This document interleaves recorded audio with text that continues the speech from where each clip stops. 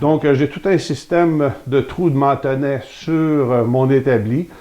Puis, regardez bien les petites démonstrations. Là, vous allez voir là, toute la variété d'options de serrage là, que ça nous procure, tout ce système-là de mantonnet-là. Donc, ici, sur le bout de l'établi, j'ai aménagé deux presses. Une presse d'établi standard, puis une presse debout. Donc, on peut travailler avec les deux presses indépendamment l'une de l'autre. Et on peut les fusionner ensemble pour augmenter considérablement le nombre d'options de serrage là, que ça nous procure. Donc, c'est un autre avantage là, que j'ai découvert là, en faisant mon établi de cette façon-là.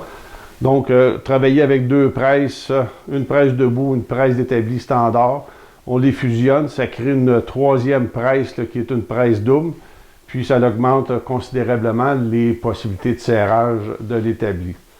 Donc, sur le côté, sur la façade là, de l'établi aussi, là, on a des trous de mantonnet qui permettent de travailler des panneaux sur le champ de bonne dimension. Donc, on peut avoir un panneau là, de assez grande dimension, puis travailler sur le champ en le maintenant fermement avec les mantonnets qu'on retrouve sur le côté.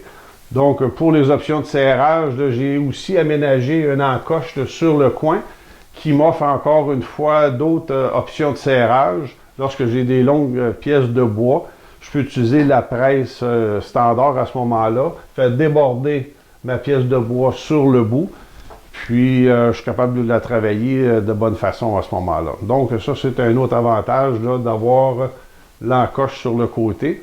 Les dimensions là, que j'ai choisies là, pour faire mon établi, donc c'est une dimension là, qui est quand même relativement compacte.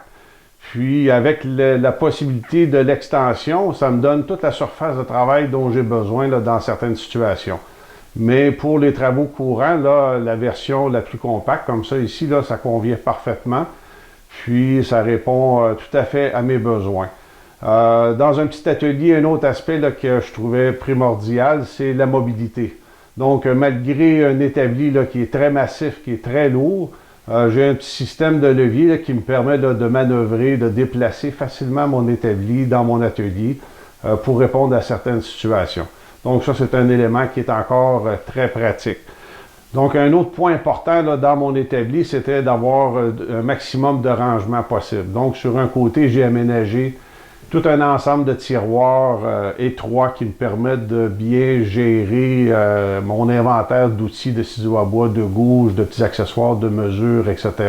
Sur l'autre côté, j'ai tout simplement deux portes avec une tablette qui me permet de ranger les gros outils à main, puis certains accessoires plus volumineux.